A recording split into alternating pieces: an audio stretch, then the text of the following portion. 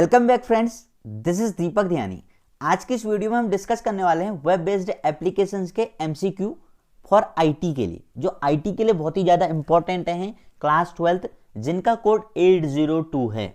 तो आने वाले एग्जाम में टर्म 1 में ये बहुत ज़्यादा आपको हेल्प करेंगे। ये 20 क्वेश्चंस एमसीक्यू पैटर्न के आधार पर ही मैं आपके लिए लाया हूं। जो बोर्ड का पैटर्न है उसी के आधार पर एक क्वेश्चन है, तो आपने वीडियो आराम से देखनी है और लास्ट तक देखनी है। अगर आपको वीडियो पसंद आए तो प्लीज वीडियो को लाइक कीजिए और चैनल को सब्सक्राइब कीजिए। तो स्टार्ट करते हैं। पहला क्वेश्चन आपकी स्क्रीन पर। तो पहला क्वेश्चन है NICNET स्टैंड्स फॉर। तो पहला है नेशनल इंफॉर्मेशन सेंट्रिक नेटवर्क, दूसरा है नेशनल इंफॉर्मेशन सेंटर नेटवर्क, तीसरा है national informatics centre network. C is the right answer. इसका NICNET की फुल फॉर्म जो होती है नेशनल इंफॉर्मेटिक्स होता है, सेंटर नेटवर्क। तो second question NEGP stand for. तो पहला है न्यू ई गवर्नेंस प्लान, दूसरा है नेशनल ई गवर्नेंस प्लान, कुछ सही लग रहा है। तो तीसरा देखते हैं नेशनल ई गवर्नेंस पॉलिसी, चौथा है नेशनल ई गवर्नमेंट प्लान। तो B is the right answer, national e governance plan, ये इसकी फुल फॉर्म होती है। थर्ड है DISNIC स्टैंड्स फॉर। तो पहला है district informatics system of the national informatics centre, और दूसरा है district information system of the national informatics centre. तो इसका बी आंसर होगा right, district information system of the national informatics centre. तो थर्ड का जो होगा बी होगा। तो थोड़ी सा ना हॉच पॉच वाली टाइप की हैं, तो इसमें आपको करेक्ट याद होनी चाहिए। जैसे DISNIC की है, थोड़ी सा टफ सी है, बड़ी भी है, तो ये आपको करेक्ट एकदम ध्यान होनी चाहिए। तो fourth question DAR and PG stands for. तो ए है department of administrative reforms and public grievance. तो ए इज द राइट आंसर, ए इसका आंसर होगा। फिफ्थ है NEGD stands for. NEGD stands for. तो पहला है नेशनल ई गवर्नेंस डिवीजन, ठीक है, डिपार्टमेंट नहीं होता है, डिवीजन इधर नेशनल नहीं होता है, तो इसलिए गलत हो गया। इधर नेशनल ई गवर्नेंस डिपार्टमेंट भी नहीं होता है, तो इसका जी सही फॉर्म है नेशनल ई गवर्नेंस डिवीजन होता है। DEITY stands for. तो इसकी full form department of electronics and information technology होता है, 6 का बी होगा। ओके, सेवंथ पे आ गए। Phase of web application development problem statement for which the application is to be developed is identified. कह रहा है phase of web application development, कौन सा फेज होगा वेब एप्लीकेशन डेवलपमेंट का, statement for which the application is to be developed is identified. तो इसका answer होगा रिक्वायरमेंट। आगे बढ़ते हैं। 8th, which of the following is a disadvantage of web based application. Web based application क्या होती है, जो इंटरनेट से चलती हैं और कभी भी कहीं भी हम उन्हें एक्सेस कर सकते हैं। जैसे आपका यूट्यूब है, आपका क्रोम है, बहुत सारी चीजें, ये सारी क्या है वेब बेस्ड एप्लीकेशन है जो इंटरनेट पर आधारित है। तो कह रहा है कि कौन सा डिसएडवांटेज है, they do not to be install. ये तो एक एडवांटेज है भाई, इसको इंस्टॉल नहीं करना पड़ता है। दे आर अवेलेबल 24/7, ये भी एक आपका एडवांटेज है। They are slow as compare to software based application. तो ये सही होगा, C is the right answer. They are cross platform compatibility. तो क्रॉस प्लेटफॉर्म का मतलब होता है ये कोई भी प्लेटफॉर्म पर चल जाते हैं, मैक, विंडोज, लाइनेक्स, यूनिक्स, तो कोई भी ऑपरेटिंग सिस्टम में चलने को प्लेटफॉर्म क्रॉस प्लेटफॉर्म कहा जाता है। तो इसका जो सही आंसर होगा सी होगा, they are slow as compare to software based application. थोड़ी सा क्या होते हैं, स्लो होते हैं सॉफ्टवेयर के कंपैरिजन में। 9th, which of the following is an advantage of web based application. क्या फायदा है कह रहा है वेब बेस्ड एप्लीकेशंस का। पहला है they do not need be installed, हो सकता है।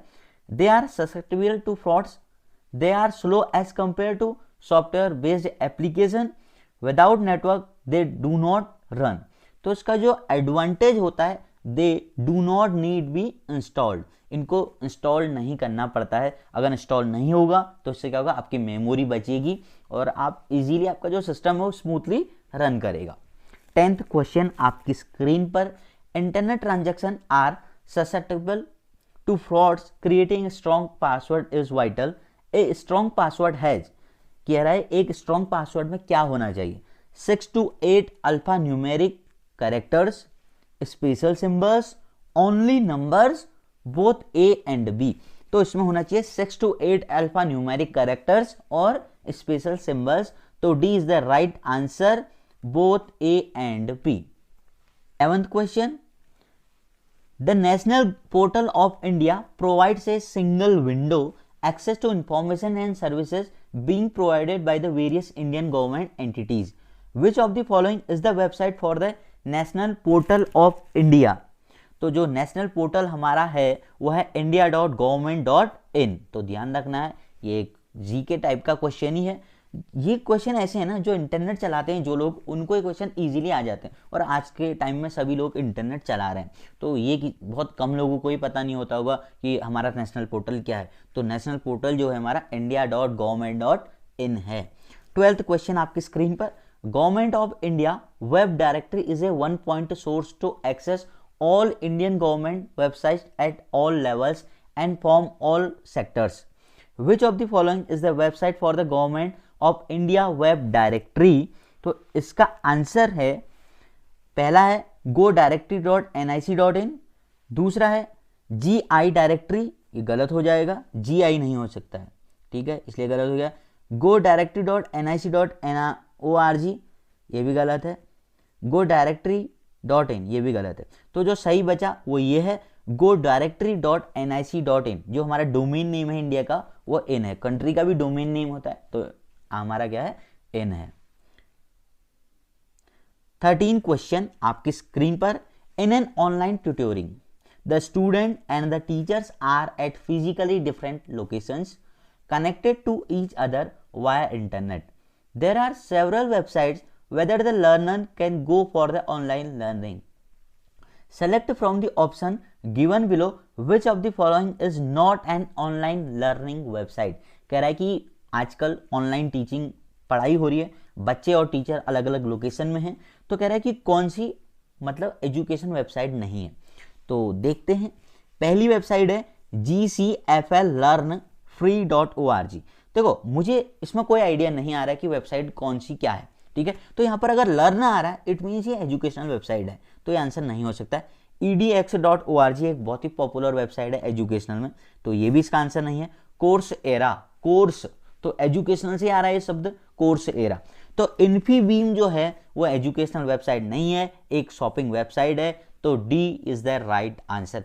थोड़ी सा ना इनके शब्दों पे भी जाना है, जैसे लर्न है, कोर्स एरा है, edx है, ed मतलब एजुकेशनल, तो ये एजुकेशन है, कुछ शब्दों पे भी जाना है, कभी कभी हम आंसर को ऐसे भी पता कर सकते हैं। अगला है 14 क्वेश्चन आपकी स्क्रीन पर, कह रहा है online shopping is an e commerce application. E commerce क्या होता है, इलेक्ट्रॉनिक कॉमर्स, मतलब जो मोबाइल से हो रहा है, हम दुकान में नहीं जा रहे हैं, इसको ई कॉमर्स कहते हैं। Application where the customer can purchase goods over the internet, जो सारा भी सामान खरीदा जाता है इंटरनेट पे ही खरीदा जाता है।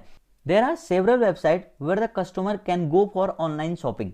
Select from the options given below which of the following is not an online shopping website.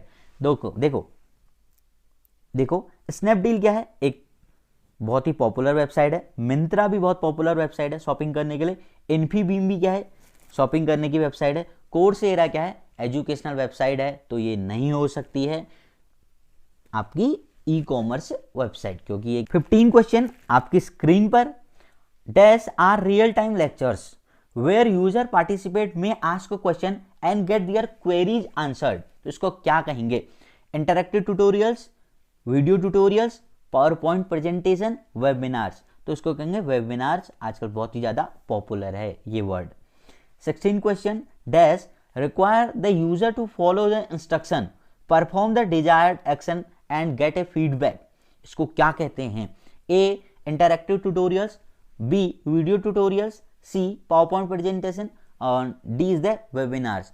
तो इसका आंसर जो होगा इंटरैक्टिव ट्यूटोरियल्स होगा। कह रहा है require the user to follow the instruction, follow करने इंस्ट्रक्शन को, perform the desired action and a get feedback, feedback भी लेना है, इंटरैक्टिव ट्यूटोरियल्स की कैटेगरी में होगा। 17 question, e business offers advantages and opportunities, there are also risk and barriers, these include violation of customer privacy, spikes causing websites to fail at peak times, internet hackers pertaining company security, all of the above। तो जो इसका answer होगा D होगा, all of the above होगा। 18 question, which of the following is not an example of e-governance, कौन सा e-governance का example नहीं है? कह रहा है टू फाइल प्रॉपर्टी टैक्स, ये तो e-governance है, to apply for renewal of passport, ये भी ई गवर्नेंस का ही है, to start an online coding course for 3 months, ये हो सकता है, to get voter ID and card issued. तो C is the right answer, e governance का to start an online coding course for 3 months, ये कोई ई गवर्नेंस का example नहीं है, इनमें से बिल्कुल अलग है। तो कोई ज़्यादा टफ नहीं था, बहुत ही आसान था। 19 क्वेश्चन आपकी स्क्रीन पर, read the following statements carefully about e governance, e governance के बारे में हमें बताना है। तो देखते हैं, पहला है it is the use of electronic tools for governance, हो सकता है decrease the transparency in the system, ये नहीं हो सकता है क्योंकि ई गवर्नेंस के आने से ट्रांसपेरेंसी कम थोड़ी ना क्या हुई, और भी बढ़ गई है। Third, e governance empower the citizen socially and economically, it enables citizens to access information after paying money, ऐसा तो कहीं भी नहीं होता है, हम इंफॉर्मेशन को एक्सेस कर सकते हैं फ्री में। तो जो इसका आंसर होगा, एक तो पहला होगा और एक तीसरा होगा, ठीक है, it is the use of electronic tools for governance, और तीसरा है e governance empowers the citizen socially and economically. तो इसमें है ऐसा, yes, C is the right answer, both first and third are correct. 20 और लास्ट क्वेश्चन आपकी screen पर, Rajat is compiling a detailed list with a clear description of application features of his project and recognized the limitations that are placed on the project. Out of the given option, choose the phase of the project in which Rajat is currently in. तो क्या कह रहा है, रजत क्या कर रहा है, project को कंपाइल करना चाह रहा है, ठीक है, और इन्होंने अपने क्या कर लिया है, प्रोजेक्ट को रिकॉग्नाइज कर लिया है और इसकी लिमिटेशंस को जान लिया है कि ये कहां तक काम करेगा। कह रहा है that are placed on the project, out of the given option choose the phase of the project, ये कौन से फेज में, तो ये जो फेज है, ये फेज कहलाएगा आपका रिक्वायरमेंट डेफिनेशन फेज कहलाता है।